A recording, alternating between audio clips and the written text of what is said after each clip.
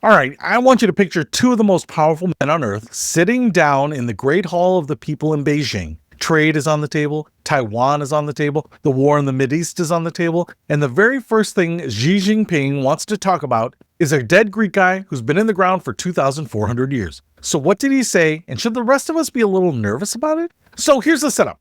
When President Trump met President Xi in Beijing, Xi opened with a question. Not, how was the flight? Not, can I get you a coffee? He asked, can China and the United States avoid the Thucydides trap? I hope I'm saying that right.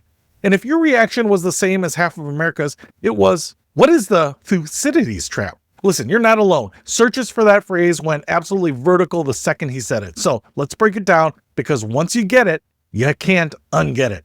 Thucydides was an ancient Greek historian. He lived through a massive war between two city-states, Athens and Sparta. Sparta was the established top dog, the reigning heavyweight champ, been on the throne forever. Athens was the up-and-comer, getting richer, stronger, cockier, and Thucydides wrote down this one brutal observation. The war happened because Athens was rising, and the fear that rise put into Sparta made the war basically unavoidable. That's it. That's the whole nugget. Not greed, not territory, not some insult at a dinner party, just fear of being overtaken. Now, fast forward a couple thousand years, a Harvard professor named Graham Allison dusts off that idea, slaps a catchy name on it, the Thucydides trap, and points it straight at the US and China.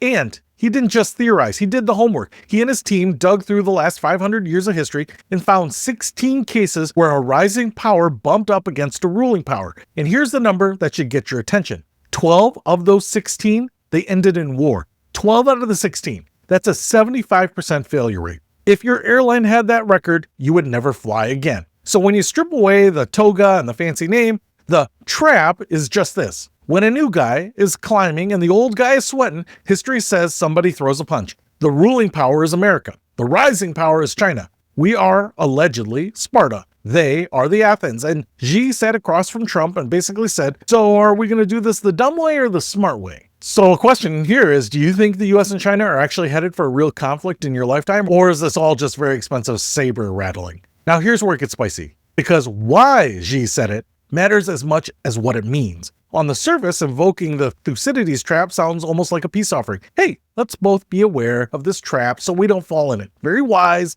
very zen, very fortune cookie. But diplomats don't pick words by accident. And there's a sharper reading underneath.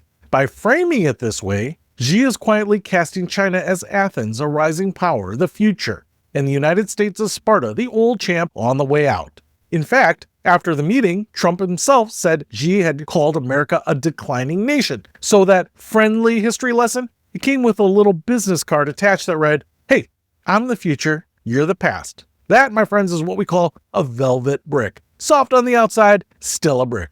And it wasn't subtle background music either. In that same meeting, Xi warned Trump that mishandling Taiwan could push the two countries into actual conflict. He said independence and peace across the strait are as irreconcilable as fire and water. So put it together. Open with the war analogy, follow up with a Taiwan warning, and we have to say that's not coincidence. That's a man setting the table and then showing you the knives. Here's the part I find fascinating though, and it's why this isn't just doom and gloom. Xi has actually been using this phrase for over a decade, going back to 2013, and his whole point has consistently been that the trap is not a prophecy, it's a warning. His argument is that war is only inevitable if both sides are dumb enough to sleepwalk into it. It's what he calls a strategic miscalculation. And honestly, even Graham Allison, the guy who coined the term, agrees with that. Remember those 16 cases, the 12 wars? But 4 did not end in war. 4 times, the rising power and the ruling power looked at the cliff and chose not to drive off it. The trap has an exit. It's just that historically, most people are too proud or too scared to take it. So that's the whole story in a nutshell. The Thucydides trap is the idea that when a rising power scares an established power, war tends to follow. 3 times out of 4, going back 5 centuries. Xi brought it up to remind Trump of exactly that, while also gently, and not so gently, suggesting China is the one on the way up. And whether the next decade is a totally fetched story of 2 giants managing to share the playground, or a much darker one, comes down to that 4 out of 16 question.